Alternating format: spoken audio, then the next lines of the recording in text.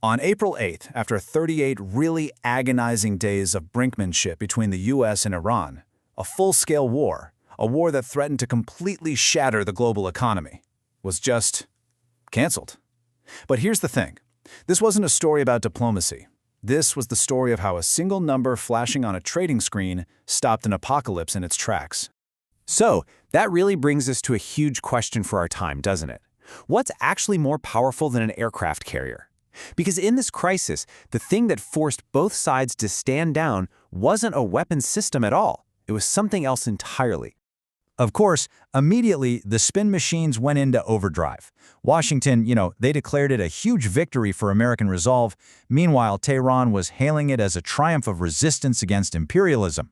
Both sides claimed this decisive win, but the real story, the actual truth, it wasn't in their press releases. No, the real verdict came from the cold, glowing, unsentimental screens of trading floors all around the world. In one fell swoop, crude oil prices crashed by a staggering 17%. Now, this wasn't just a market correction. This was a macroeconomic earthquake. And that number, that told the true story of why this standoff suddenly ended.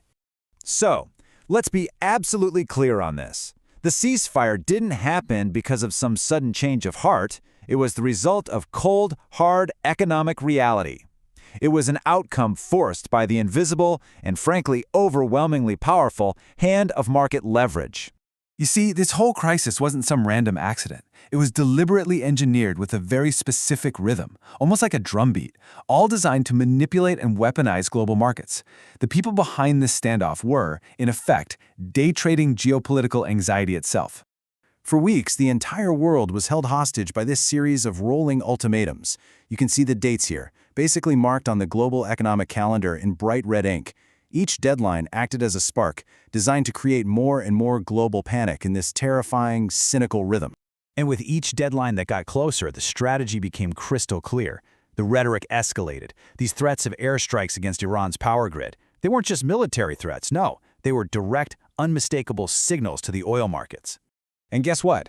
The markets responded exactly as they were supposed to.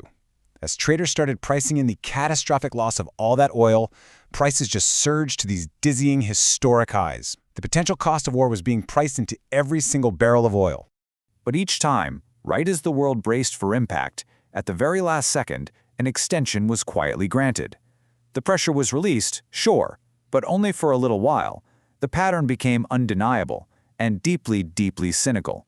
And just as quickly as they had spiked, prices would come tumbling violently back down. This cycle of building up tension and then releasing it, it wasn't just about military posturing. It was about conditioning the global market and moving billions of dollars in capital with every single headline.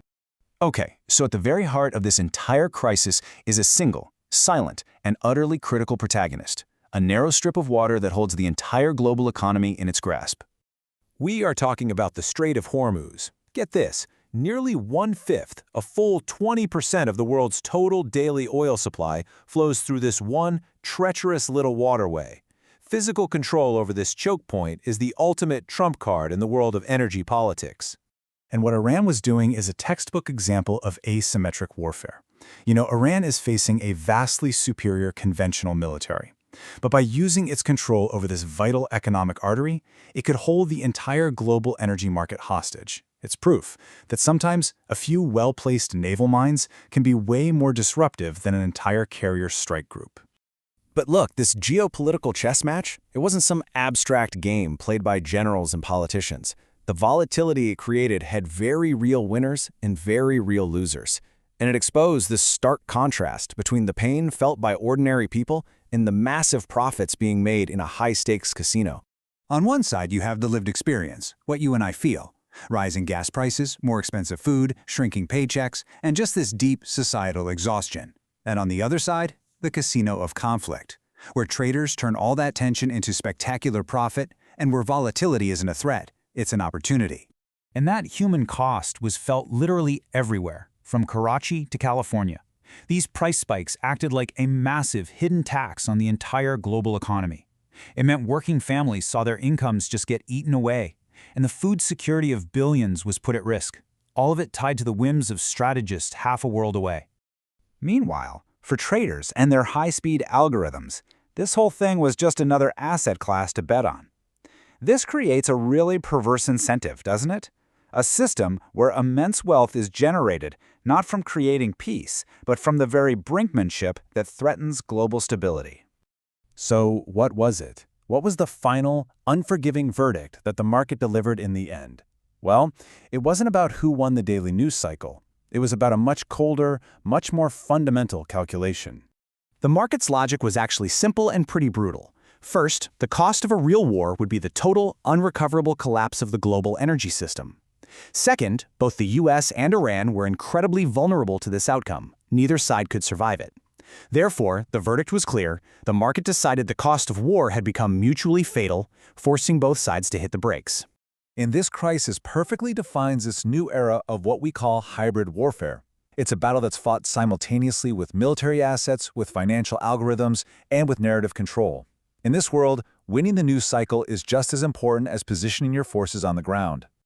And that's the key takeaway here. The whole nature of conflict is changed. The true battleground of the 21st century is fundamentally and structurally economic. Wars now get paused when the economic pain threatens to become its own kind of mutually assured destruction. And this is really the sobering conclusion to all of this. The apocalypse wasn't actually prevented through some kind of grand statesmanship.